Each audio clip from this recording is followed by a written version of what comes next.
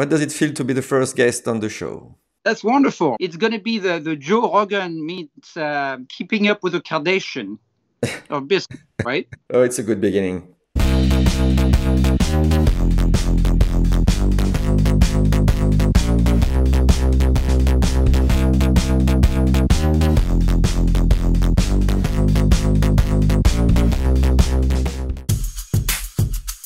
The pain point is a bit of an internal pain point because I left the company for 2 years in a sabbatical. I went into crypto. I actually built a new Bitcoin that failed, but it was still a wonderful experience. So I came back to my company after 2 years and I said, we need change. It's a new Bruno. We need a new Larvol.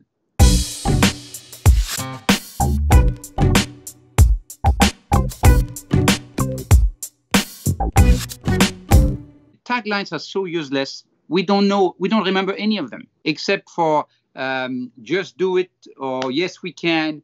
Very, very few taglines are remembered. Do you have one? We had one or two. I don't think we really used it very much because they were trying to both say who we are and what we do. They were trying to do everything. I didn't like them. What was it? We look wide and large to find the answer. It wasn't that, but it was something like that. Yes, I can see you really like it.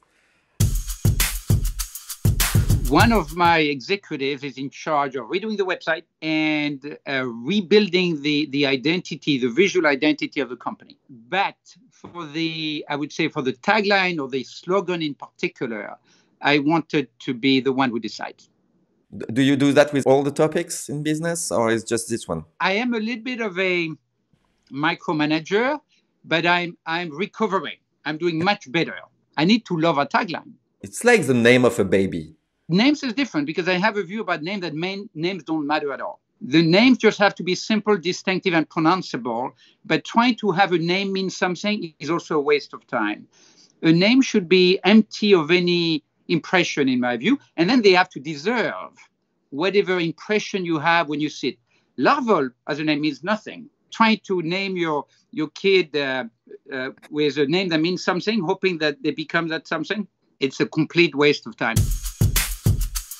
I started by saying maybe we don't have a tagline. If you have one, you have to take a risk, something that reflects who we are, I guess, and what we do. So we're in pharma, right? We're in healthcare, and we're a little crazy. By crazy, I mean that we're obsessed with serving our customer, obsession, and we're also willing to break convention.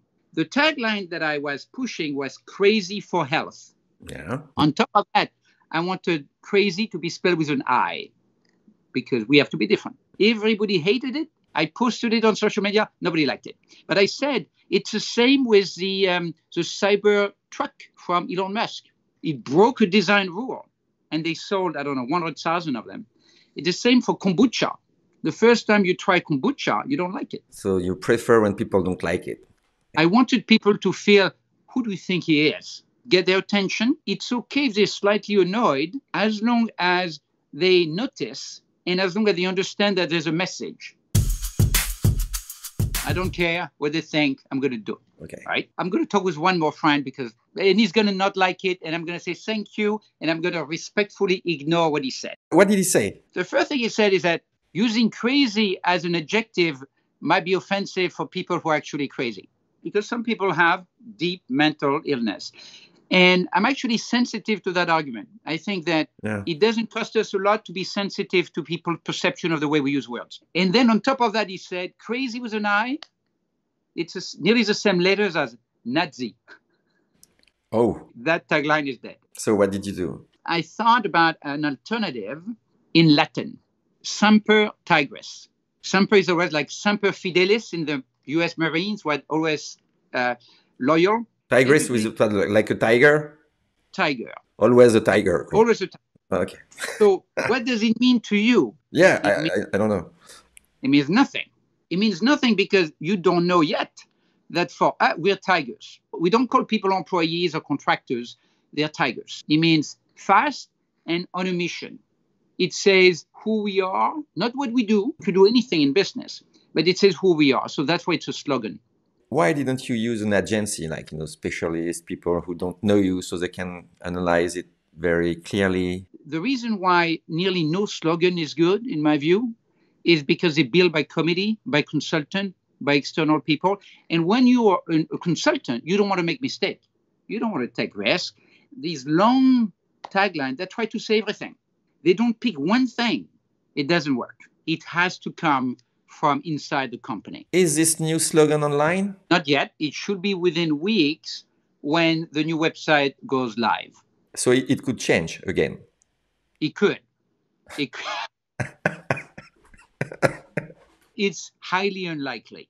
We don't learn that at school, this method, this process. We don't learn it. Imagine that you didn't have this meeting with your friend. The new slogan of the company would be crazy about health. Yes. Do you realize the luck? Very interesting point. So now that I think about crazy about healthcare, if we had done it, I'm afraid to say I hate it now. So the question is it going to be the same with Semper Tigris?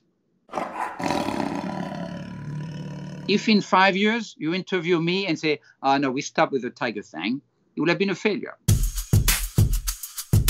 I was able to change my mind.